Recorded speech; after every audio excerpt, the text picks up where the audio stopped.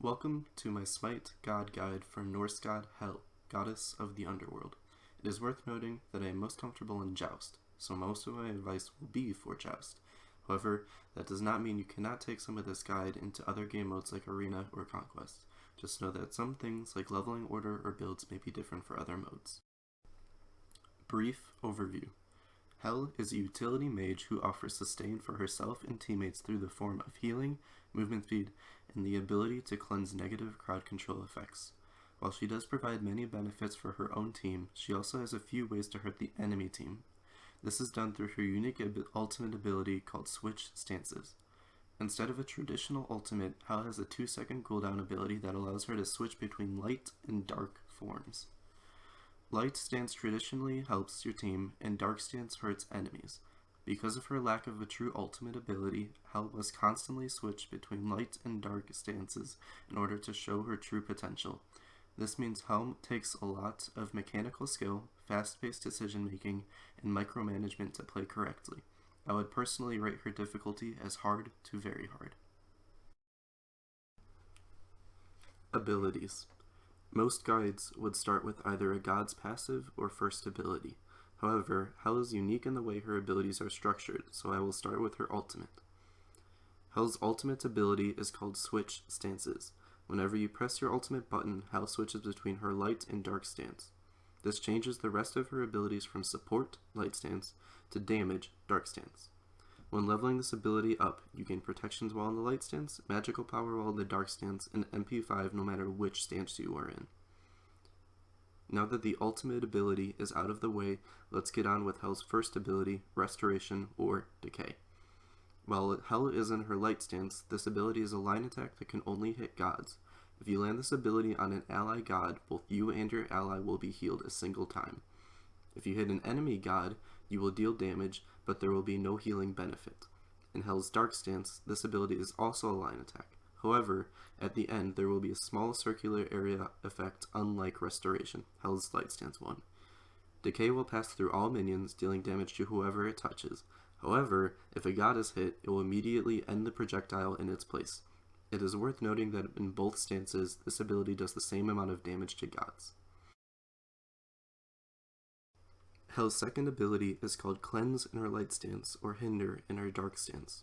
Cleanse is a large AoE that affects only allied gods and Hel herself. Whenever Hel uses this ability on her team, whoever is in the area at the time of detonation will have any negative crowd control effects removed and prevent any future crowd control from working for 1.5 seconds. This ability in dark stance or Hinder is the same AoE targeter as her light stance. The difference is Hinder only affects enemy gods. Whenever a Hel throws this ability out, at the time of detonation, any enemy god stuck inside will have their magical protections reduced as well as slowing them for 3 seconds. It is worth noting that in both stances this ability does have a short delay from casting to detonation. Hel's third ability is called Inspire in her light stance or Repulse in her dark stance. Inspire is a circular AoE around Hel.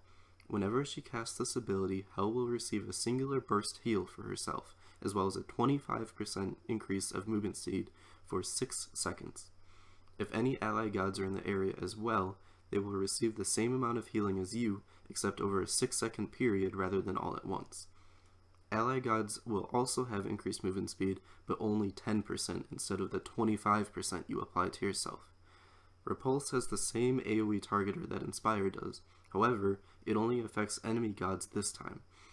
Any enemy god in the area at the time of detonation will be damaged. Similarly to Hel's second ability, there will be a small delay from casting time to detonation. Keep this in mind. Lastly, Hel's passive is called Stance Attunement. Depending on which stance Hel is in, there will be a sliding bar around her passive icon that changes from yellow to purple over time. There is a slight delay before the bar starts to slowly change, so you have to stay in one stance for it to start moving. If the bar is yellow, that means you have been in Hel's light stance for a while and you will gain up to 20% bonus healing. If the bar is purple, then you have been in Hel's dark stance for a while and will deal up to 20% bonus damage. Leveling order. Hel's leveling order for Joust actually is a bit more complicated than most gods. It is highly dependent on things like your mechanical ability, the enemy team composition, and your own team composition. I will go over how you should level in different scenarios. First leveling order is the simplest. It takes average mechanical skill, is the most diverse and safe, and isn't complicated to remember. Start with 1 point into each ability, then level up your 3. When you hit level 5, you need to decide whether or not you need the bonus MP5. If you do, level up your ultimate. If you can get by without it, continue to level up your 3 until max level. At that point, start leveling up your ultimate when you can. From here, you will put points into abilities in the order of ultimate, 1, and then finally your 2.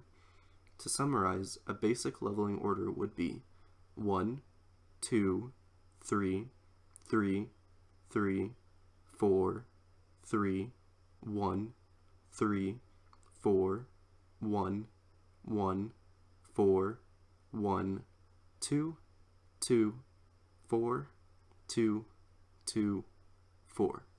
A second leveling order takes high trust in your own mechanical skill but has its advantages. You also need to memorize what to do in certain situations as it evolves from game to game. This leveling order is best when going against a team composition that has anti-heal in their kits. If your team needs quick healing, or if they have a CC that can take you by surprise if you get too close, such as Sobek's Pluck, Ymir Freeze, Ganesh Silence, or Khepri Grab. This leveling order starts with 2 points into your 1 and 1 point into your 3. Then, at level 4, you need to decide whether you need to cleanse or not. If the answer is no, put a second point into your 3. If the answer is yes, put a point into your 2. If you didn't put a point into your 2 at level 4, do so at level 5.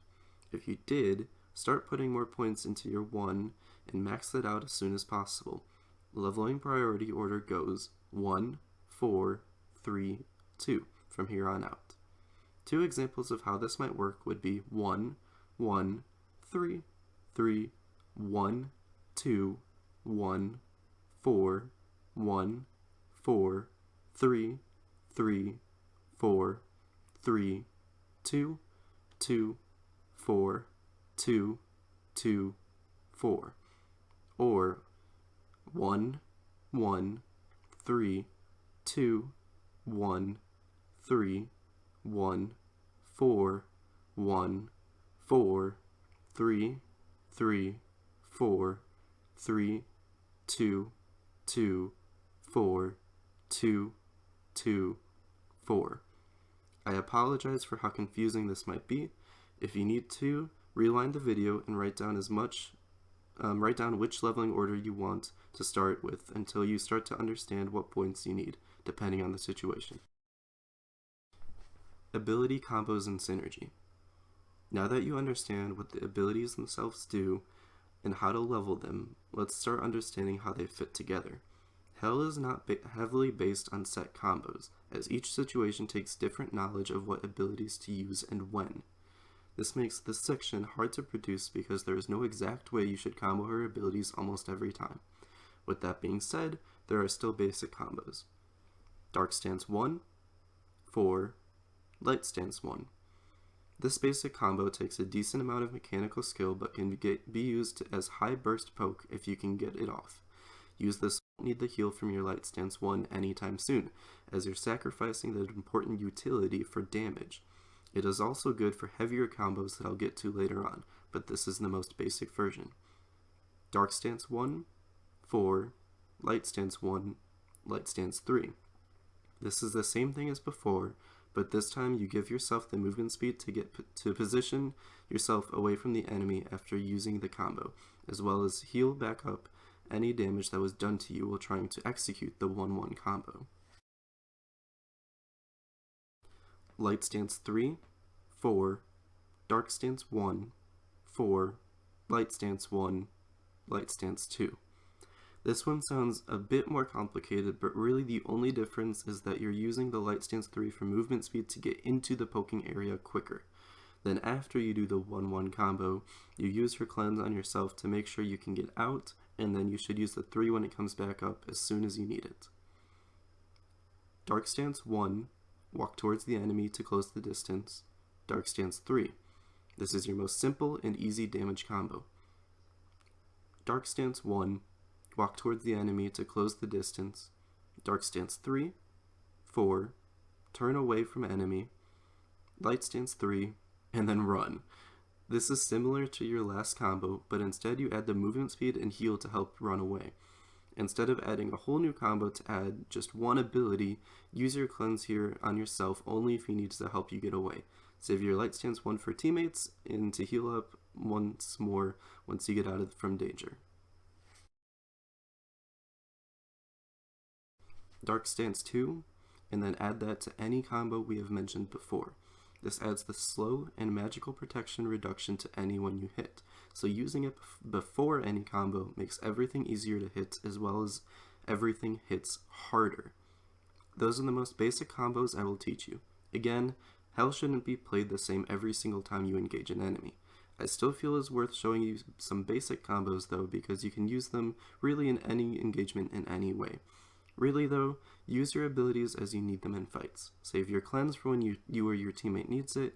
Save your hinder for when you need to slow an enemy down for your team, or you're about to combo heavy against a target. Use your light stance primarily for healing, but don't be afraid to use it as damage if the situation arises. Hell is very situational. It's up to you to use her abilities when you need them. Min-maxing. This is a section where I talk about very specific interactions between gods that don't necessarily need to know every single time you play, but can help you if you are really trying to improve. There aren't too many for Hell, but I'll go over a few. First, utilize her passive. When taking a structure, stay in your dark stance to switch the passive from light to dark, giving her 20% bonus damage. Don't be afraid to quickly switch to light to heal the tank if you're tanking an objective, but after that is done, quickly switch back to dark for the most damage potential. Second, utilize her passive. Again. This time, instead of structure or objective damage, use her light stance to her advantage. If an enemy has applied anti-heal to a teammate and you know that, wait for its duration to run out if possible. While waiting, stay in your light stance to gain that passive. Once the anti-heal is gone, go ahead and heal them for a large amount. This amount is larger than if you were to heal while anti-heal is active, because you were healing without anti-heal as well as with your passive. This needs to be said that if your teammate is in mid-battle, don't worry about this. This is only if you can disengage and have time. Strengths and weaknesses, encounters. Hell is one of the most counterpick gods available, for using against enemies as well as enemies to use against you. Her utility, especially her cleanse, makes her a strong pick against gods like Ares and Daji, or her heal makes her a strong pick against poke gods like Scylla or Thoth. Counterpicks against Hell are mainly ones that have built-in anti-heal. This would include gods like Apwash, which is the biggest counter available, Sobek, Bacchus, or Osiris. Counterpicks without anti-heal are the ones that burst Hell down before she has time to react, or sustained consistent damage. This can include gods like Poseidon and Nox for burst damage in lockdown, or Kali and Bakasura for sustained consistent damage. Counter items for Hell are anti-heal, which are Brawler's Beatstick, Toxic Blade, Divine Ruin, Pestilence Contagion, or items that allow you to stick to her, Gem of Isolation, Hasten Katana, Frostbound Hammer, or aura items like Gauntlet of Thebes and Heart Ward Amulet. What not to do as Hell. Hell is an extremely complex god with many different uses in her kit. When played correctly, she can offer some of the highest skill ceiling difficulty in the game. However, like I said, you have to play her correctly to get any use out of her, so here's some things not to do. First off, go in with the same combo every single time. Only use her Light Stance 1 for healing, only use her Light Stance 2 on herself, never utilizes her passive, never utilizes her 3 for movement speed, overestimate your ability to hit your Light Stance 1 consistently, walk into the middle of the fight to use your Dark Stance 3 only to die immediately, never use more than one stance in a fight, and the biggest one, hesitate. Item builds. Before I go into item builds, I want to remind you of two things. One, this is for building for Joust. I'll go over items that work well with her, so don't think there aren't any things to take away from here for other game modes, but know that build order and things like that are for Joust. Two, No build should be the same for every game. Builds should change every game you play. If you're a new player, sure, starting out with one good build is fine. Eventually, though, learn what items do and when to build them. Starts in Joust with Hell. There are a few different ways to start. I'll go over my personal favorite and why, as well as others that might work well. The first one is Specialist Blessing, Lost Artifact, or also known as Tier 1 Chronos Pendant / Doom Orb, into 2 multi-health potions and 3 mana potions. This starting build gives you mana sustain and cooldown reduction to get most out of using many abilities in the early game. This one is my personal favorite and the one I go almost every time. Starting option number 2 is Talon Trinket, also known as Tier 2 Bancroft's Talon, into 2 mana potions. This start gives you high damage, plus 100 base mana, but low mana sustain. With the mana buff, however, ability conservation could allow you to walk away with an early kill. And the third start is Specialist Blessing into Imperial Helmet, or also known as Tier 1 Lotus Crown, 2 multi-health potions, and 2 mana potions. This start gives you a little bit of tankiness and allows you good MP5 and support for your team once you eventually finish Lotus Crown. Obviously there are more starts, but these are the 3 I would recommend most. Now that the starts are through, let's go over items that work well with Hell. Specialist Blessing. It gives lots of MP5 as well as cooldown reduction and 10% movement speed when involved. This is very good for Hell as she utilizes all those things extremely well. Shoes of Focus, or also known as cooldown boots, provides a lot of mana and 10% cooldown reduction, again, things that are good for Hell. Shoes of the Magi, also known as lifesteal boots, provide higher power than any other boots as well as a little bit of lifesteal, and 100 mana. While not my personal favorite, it can give stronger ability heals and damage if you like to hit harder less often. Chronos Pendant gives lots of MP5 and 20% cooldown, as well as a passive that benefits Hell greatly since her abilities are short cooldown and are important to keep ready at all times. Charon's Coin, again, MP5 is king with Hell.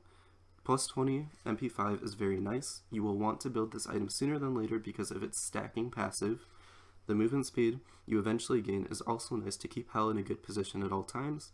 The 20% penetration is huge for later in the game. Ratatouille, plus 160 power and plus 30 MP5. There's nothing wrong about this item, but its price. The most important thing about it, however, is the passive. When a target is below 50% health, basic attacks and abilities gain 25 additional magical power. This works well with Hell's many smaller hitting abilities. Where it really shines, however, is where it works with Hell's healing of allies and herself too. It is worth knowing that this is generally a late game item. Doom Orb, mana, MP5, movement speed, more movement speed, and tons of power. Such a great item for Hell. The issue is the price is quite hefty and there are many good items for Hell. So does this one item warrant a pickup for you? It's up to you to decide. Bancroft's Talon. The passive works well with keeping your heals for yourself strong when you need it. Very heavy hitting item. Worth noting that the lifesteal part of it will fall off the later you go, since enemies will most likely pick up anti-heal. Book of Thoth. For me, it is a rare pickup. However, if you do know you can make it to late game and you struggle with mana usage, it could be a very viable option. Book of the Dead provides strong survivability. I typically only build it later in the game. Divine Ruin, pick it up when you need anti-heal. Lotus Crown provides tankiness and MP5, as well as a passive that you can keep on teammates at basically all times through the use of Hell's Light Stance 3. Rod of Asclepius. While I would rather have a warrior assassin running Caduceus Shield, this still isn't a bad pickup. Extra healing, health, and movement speed is never a bad option for Hell. And the last two are going to list as 2 and 1. Shield of Regrowth and Winged Blade. Both provide good movement speed and survivability if you need, however both are more niche pickups and generally I don't build either. Still, not a bad option when needed. Power Curve. Hell has a decent power curve throughout the entire game depending on how you build her, as well as how well you can play her. You have an impact in the early game, mid-game, and end-game if you play her efficiently. Her most potent time, however, would be mid to late game due to her teamfight capabilities. So lastly, here we're going to be reviewing some gameplay, and the gameplay that we're going to be reviewing is in the background currently. Um, this part is not going to be scripted at all. It's just going to be as I watch it and as you guys watch it. So as you can see right there, I tried to do the 1-3 combo that I talked about earlier. I ended up not hitting my 3, and right now I'm trying to dodge the Cupid as best as possible. He's rushing me, and I'm pretty much out of mana, but Ganesh kind of saves my life there, thankfully. I can see that the other guy's around the corner. Ganesh is right there, so I'm going to make sure I heal him up, which also heals me up, which increases my own survivability as I back off and recall. It looks like I'm safe enough. I don't think he knows I'm really here, so I'm going to go ahead and recall and get, looks like Divine Ruin this time. Yep, I went Divine Ruin.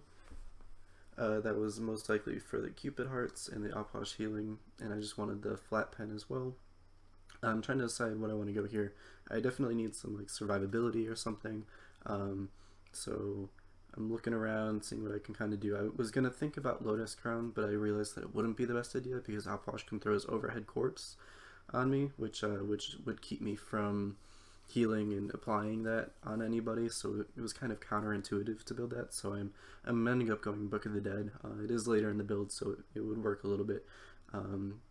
Here I get my mana buff. Mana is super important for Hell as we keep going. I'm going to heal the Cupid, get the movement speed, try and engage something a little bit. Just grinding SP currently. Nothing too crazy is going on right now. But I'm doing this gameplay review part of it so you can kind of see how I play. Because I explained everything and how everything works, but sometimes just seeing it for yourself makes a lot more sense. So here I put the cleanse on the Cupid because I thought he was going to get hit with the other Cupid ult or something, but I really should have held it for right then. But it looks like he got out. Here I can't really heal anybody because of the Opwash corpse, but I ended up doing it anyways as a last ditch effort because I thought the heart bomb would have killed me or something like that. Definitely working up heals as I can now, keeping my Ganesh from getting CC too hard out of his own silence. Doing as much poke as I can. I can't quite reach the 3, but I'm definitely going to keep everybody healed as I keep pressure. Try and get this guy poked out a little bit. Heal everybody back up some more. He's going to be dead, so I turn around and get ready for the Susano. I try to save the Cupid as best as I can here, keep him healed, and then chase after the Susano now that I know that the Cupid is safe and he has his own heart bombs to heal up from. Can't quite reach him yet, which is definitely unfortunate. However, I put the slow and everything on him to help hit him more. Again, this is not scripted, so it's definitely a lot harder to keep up. I'm not a caster or anything, but I still did want to show how I would play myself.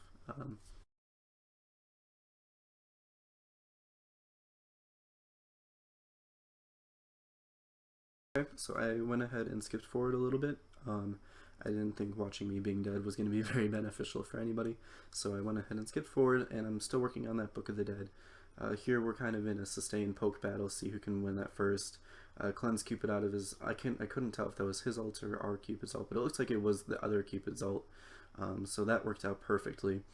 Keeping Ganesh healed and bursting down the Opwash, that's a double kill. Our Cupid's still alive. I'm trying to kind of cut everybody off, and then I realized that two of them should be able to cut them off enough, so I go back to the minion wave here, and figured that if I could push Phoenix, we'd have a better chance at winning than me keeping everybody there. So you can actually heal the minions. I didn't talk about this in the min-max part, but I'm going to mention it now. You can heal the minions, which also increases their own movement speed as well. So I used my heal to push up the minion wave a little bit, hoping everybody kind of gets here, keep them healed up as the Phoenix attacks them. Again, the min-maxing part, staying in my dark stance for the objective damage. Ganesh is here, so I'm gonna... Oh, no, if I don't heal him actually, instead I keep the structure damage going. But I am gonna heal the Cupid a little bit there, focus on keeping everybody else pressured, finishing off the Cupid, doing the best I can here to poke everybody out, without getting myself into too much danger. Gotta wait for that Opwash corpse to be gone before I heal anybody. Again, just kind of doing everything I can as I need it. That's the big thing. You don't want to just rely on combos too hard because you're not going to go very far. You got to do everything as it comes. So while things may look a little bit slower right now, watching gameplay rather than playing, it is definitely a lot faster than it looks. And that's why I miss certain abilities sometimes, is because I'm rushing myself to get everything off the best I can.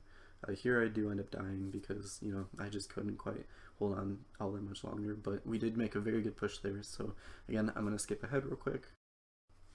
Okay, so we're back, and Cupid and Ganesh are over there cleaning camp. I see the Susano comes to me, so I try to get the cleanse off as soon as possible so I don't get stuck. He's chasing me, which is not good, but we end up bursting him down in time before he can really do much. Book of the Dead procs, so I do have that shield as I keep healing myself here.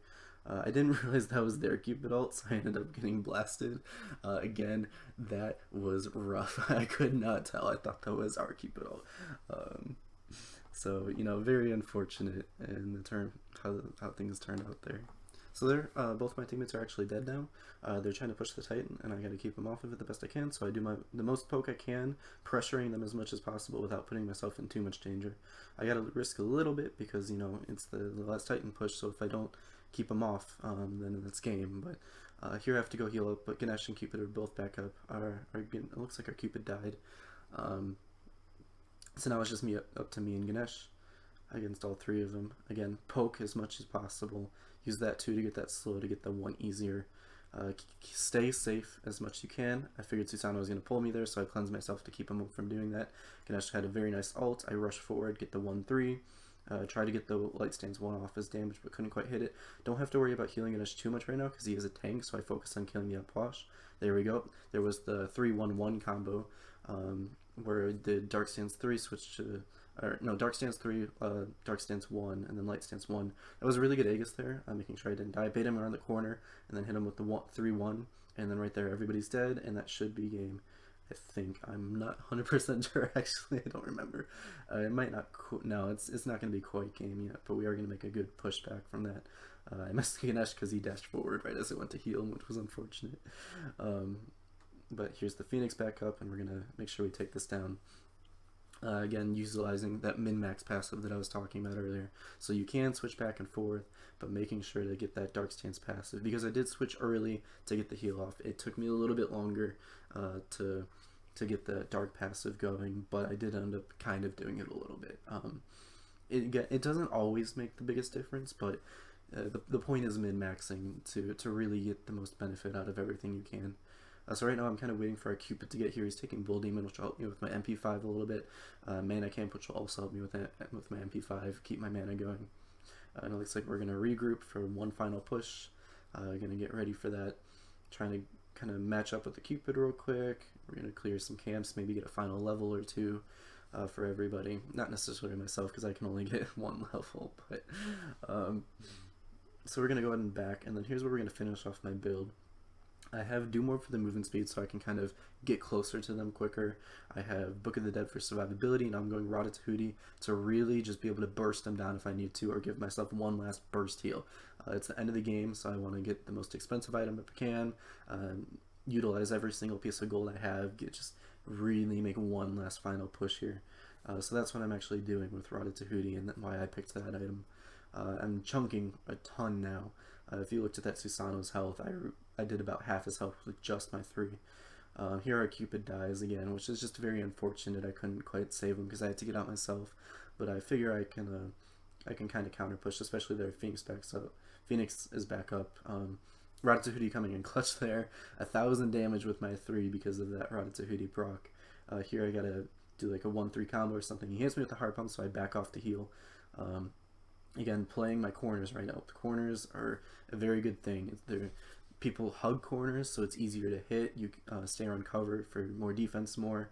And look at that, I'm already back up to like 2/3 health, and all I did was just stay around the corner for just a second.